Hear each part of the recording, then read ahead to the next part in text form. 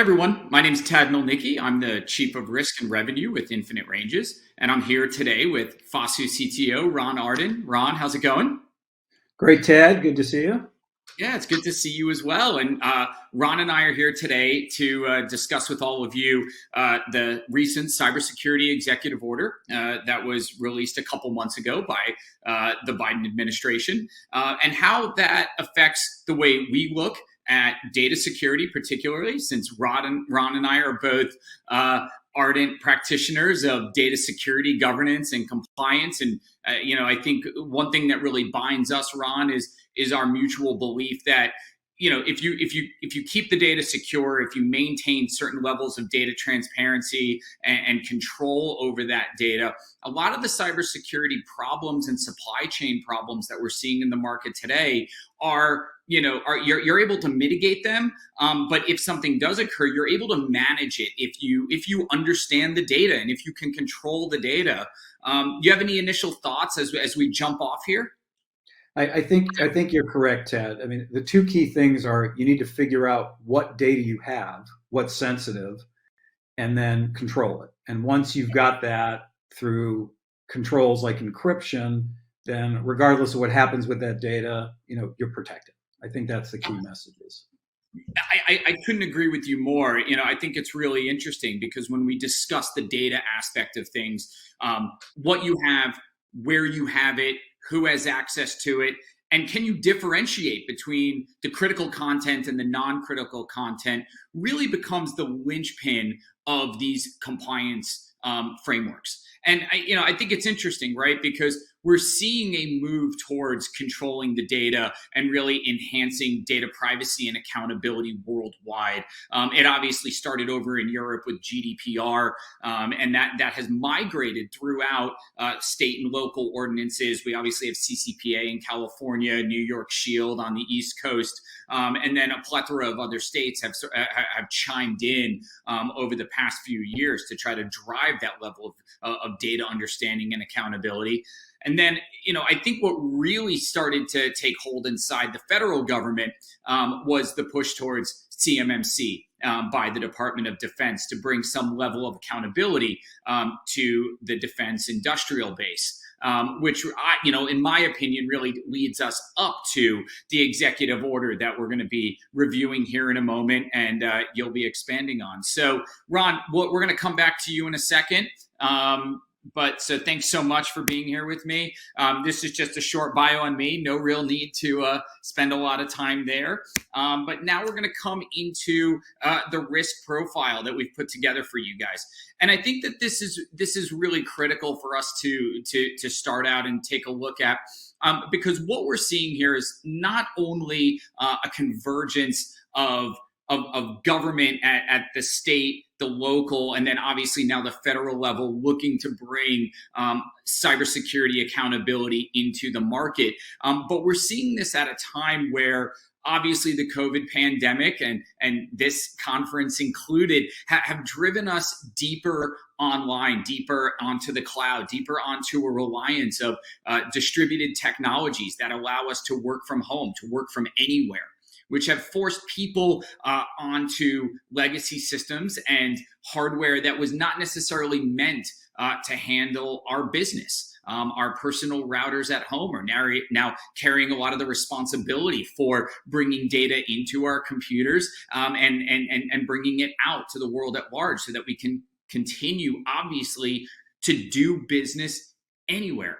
And I think what the Biden administration saw was that move towards the cloud, and that move towards either cloud or hybrid models has really forced us to ask a lot of questions about how are we sharing information, how are we sharing accountability for data security and data privacy to ultimately drive towards compliance. And then when we look at this risk slide below us, we are seeing a massive increase in insider threats, which are largely because of we're operating more distributed environments, and so there's less accountability of the actual people that are working inside our companies. I already touched on a very large move to multi-cloud environments because of the work from home, and we're starting to see some of the reputational damage that can be caused from large scale successful malicious actions, hacks, like what we saw with the Colonial Pipeline, where we saw a very strong migration of how that threat affected our lives from the digital space into the real world. So it's important that we understand what the administration is trying to do. And I think what that largely can be summed up to is communication, visibility, clarity, and accountability throughout not only the federal agencies, but also the industrial base that is seeking to work with these federal agencies on a really large scale. The executive order breaks down what it's seeking to do into 7 core areas: removing the barriers to threat information sharing, modernizing and implementing stronger cybersecurity standards for the federal government, improving software supply chain security, establishing a cybersecurity safety review board, creating a standard playbook for responding to cyber incidents, and improving the detection of cybersecurity incidents on federal government frameworks, and improving the investigation and remediation capabilities of the government. For me and for Ron, as we said at the beginning, we really focus mostly on the data security, governance, and compliance aspects of this entire, cybersecurity, digital security architecture. And so for us, I think the one that we are going to focus mostly on is this: modernize and implement stronger cybersecurity standards, because really the linchpin of what this piece of the executive order is trying to do is move the government and the supporting industry companies towards a zero trust model, increasing the use of multi-factor authentication, increasing the use of encryption across the data environments. This is really important because ultimately our move to the cloud and our move towards hybrid environments means that data is flowing everywhere. It's a living and breathing entity. It's very rarely at rest anymore. So over-reliance upon hardened positions through the use of firewalls and other persistent technologies, while still important, are becoming less and less of the end and be all of securing the data. And so as we move into understanding how do we secure data that is living, that is breathing, that is constantly in motion, obviously encryption is a really good place to start, but that doesn't give us what we need from an accountability standpoint. And as Ron and I were saying at the beginning, being able to understand what data you have, where that data is located, who has access to it, and what is considered sensitive content inside the environment is so critical to understanding, because it gives you the ability to answer the question, why? And in my estimation, based on looking at things like GDPR, CCPA, New York Shield, CMMC, and now coming into this executive order, the ability to answer the question why you have that data, why you've given access to certain people, why that data is located in certain places, and why you have labeled some content as sensitive versus other content that isn't, gets you about 75% of the way towards being compliant, because it gives you that data clarity, that data understanding that is so critical to being able to secure the data wherever it goes. So with that, I think it's really important that we now bring Ron back into this conversation, who's obviously an expert on these things and is doing a lot with Fasoo to bring that technology and tackle a lot of these issues that I've laid out. So Ron, would love for you to jump in and talk to us a little bit about how Fasoo looks at this executive order, how you are tackling some of these data-centric issues, and sharing any insights you have with us on where the market is and where it needs to go over the next 12 months. Great, thanks, Tad. So as Tad said, I'm going to talk a bit about really how you're going to identify, protect, and control that sensitive data. So as you mentioned, the first thing you need to do is identify. If I can't identify what I have, I clearly can't control it. So by going out and scanning your data sources, first thing you're going to do is try to determine what you have and put some level of categorization. And typically that's going to be by level of sensitivity. So you're going to come up with a percentage of your data that is really not sensitive. It's probably public.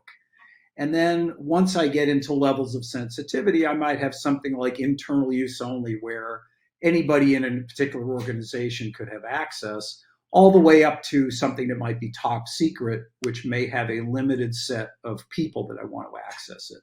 So identifying and categorizing is the first thing. Once you've done that, you now can determine, what do I want to do? So for something that's not sensitive, maybe I just want to report. I want to report I have these data assets in these locations, and this is the type of information that is. I probably want to tag things by putting some kind of a visible tag in there for anything that's sensitive. So when a user opens a document, they could see that, in fact, this has been labeled top secret, or whatever the classification schema, the organization has put in place. For data that's very sensitive, as Tad mentioned, we want to encrypt it. So we have different levels that you might want. There's clearly things that are protection at rest, protection in transit. But for the most sensitive data, we also want to control protection in use, or assign that. So I might be able to assign with our Fasoo Enterprise DRM, or some people refer to it as information rights management. I want to assign that, which is going to give me permission control. So once I've encrypted something, I want to also apply access controls to it. So an encryption is a very simple process. It's either it's encrypted or not. But access control is the ability to grant specific users or groups access to the document. Beyond that, as I mentioned, for the most sensitive information, you want to assign permissions. So it's not just Ron or Tad has access to the document, but what can we do when it's open? Can I print? Can I edit? Could I take a screenshot? So these are granular controls that you can layer on top of it. And what's the most important about this is, once I have this control and I have the encryption, I can also track this data. So I want to not only be able to limit access, but I want to determine who can access this, where that data is, and I always want to have some type of an audit trail. So here's an example from one of our tools, our enterprise DRM, where I could assign different permissions. And we create what are called permission rules. They're automatically assigned to data as it's created, encrypted. And as you can see, there's a variety of different things I could limit. As I said, view, edit, and print. Maybe I want to allow somebody to copy and paste out of the document. Maybe I want to have somebody be able to send that document. So a variety of different things, and I can get down to the levels of granularity where I could say an individual has a certain access, a group has a certain access, or even a role in the organization, such as an auditor, maybe is a common function. I want to give it that group of people a certain type of an access. So let's talk about a simple use case here, where we're going to take in all of this level of control that we've been discussing. So let's start in the upper left corner, and I've got Sam. Sam's in the sales department, and Sam creates a price list. Maybe this is an Excel spreadsheet. And as soon as Sam saves that document, it's going to be identified as sensitive, tagged or categorized appropriately, and then it's going to be encrypted. The encryption process is going to assign this access control. What's very critical is the access control is dynamic. So a data owner or an administrator may be able to change that access control on the fly. And that's also part of the zero trust that Tad had mentioned earlier. I want to identify at the time of access who has access. I'm going to identify Sam or Fred have legitimate access to the document when they're trying to access that document. So Sam, say, is going to email that document to Fred. Fred has the ability to edit the document. It's still protected. It's still encrypted. Fred's going to edit the document, and then he's going to save it up to a cloud repository. And again, as Tad had mentioned, since so many of us are working from home, Pam now in procurement, who's working from home, can easily access the price list up in the organization's cloud environment. She's now going to take that document, perhaps make some edits to it, and she actually wants to print it to a piece of paper because she just has an easier way of consuming that. That's just the way that she prefers. Part of the other controls we can layer on top of that is put a visible watermark onto that piece of paper. Or if Pam wanted to print it to a PDF or an image, we could also lay a watermark. And that could be Pam's name, company information, time and date stamp. So traceability for that particular document. What Pam is now going to do is she's going to save the document to a PDF. It's going to still retain the same security, the same encryption, and she's going to share that with her partner. So the partner now has access, but only view access to the document, and has an expiration date, or we'll call it a validity period, for 30 days. So once that 30-day period has gone, then the document is no longer accessible. But Pam also has an even better control of that. Let's say that the relationship with the partner has ended for some reason, or maybe there's a new price list and I just want to kill access to the old one. So Pam would have the right to revoke access to that document immediately, and now the partner would no longer have access to it. If I look at this from an administrator point of view and a security point of view, I now have a centralized control of all of this access, identity, and control information. I can grant individual data owners the right to grant access to other people, expire, revoke the access, as we had in the case of Pam, but I can also do that centrally. And again, it's a dynamic process so that it's very easy to change security on the fly to assets that are already distributed. This is going to cover the entire life cycle of a document. So if you think about Sam created a document, it automatically gets tagged, protected. When Fred edits the document and when Fred stores that document in some type of repository, cloud-based, home-based, or inside a data center, that protection is going to be there. If somebody chooses to print, we can apply identifying visible marks. We can also have an audit trail that shows what was printed. So not just the fact that somebody printed, but actually the text or an image of what was printed. And then when I share that document, let's say out to an executive on an iPad or a phone, I still have the control, and I also have that control with my partner. What's very important, as we've said, is since location is pretty immaterial at this point, the four walls of the organization really don't exist in today's world. I need to control that data regardless of where it is. It could be anywhere, on a phone, in the cloud, on a server somewhere. It really doesn't matter. You always have control of that data with the Fasoo technology. Last thing I want to mention is that we have a fairly holistic approach to managing unstructured data, which is really the files and documents that make up the bulk of what we do on a daily basis. And so the first thing you look at is, what are the goals of the organization? So we've talked about increasing our cyber visibility and security. And to do that, what I need to do is look at what's the goal of the organization and to try to create and implement policies that are going to meet that. And the first goal of the policies are to find and identify anything that's sensitive, tag it, or classify it. Once we now have an understanding of what the data is, we could take some type of remediation action. The remediation action could be, maybe I have obsolete data, or I just need to archive that data. So I could take action and move that to another location. I also, for the sensitive data, want to apply some type of an encryption and an access control. For the most sensitive data, I can apply digital rights management, which will allow me to have permission control in addition to my encryption levels. And then I want to enable collaboration so I can easily collaborate with my supply chain and other partners. And then, of course, security is really not complete unless I have some type of an analytics, some type of a trail so that I can understand what's going on with that particular data.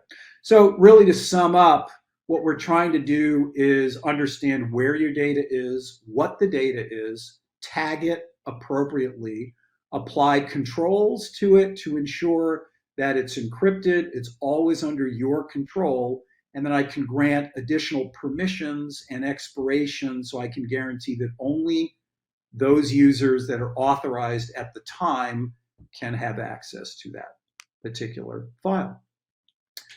So thank you very much, Tad. I don't know if you had anything else you just quickly want to wrap up on. Yeah, no, I thought that was awesome, Ron. I really appreciate listening to the approach that you take.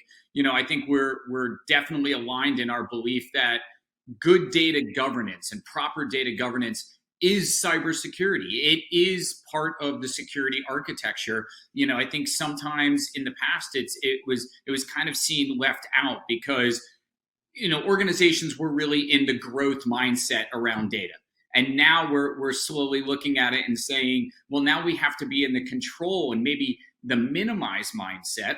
And I think that, gaining that control and that visibility and that understanding into the data is going to be so critical, not only for this executive order, but for a lot of the data privacy frameworks that we see coming. I personally just have one question for you, and it's a very common one I get from a lot of my customers and my clients, which is, what is the level of difficulty if you're an organization and you have no governance in place? You're really kind of operating the wild west.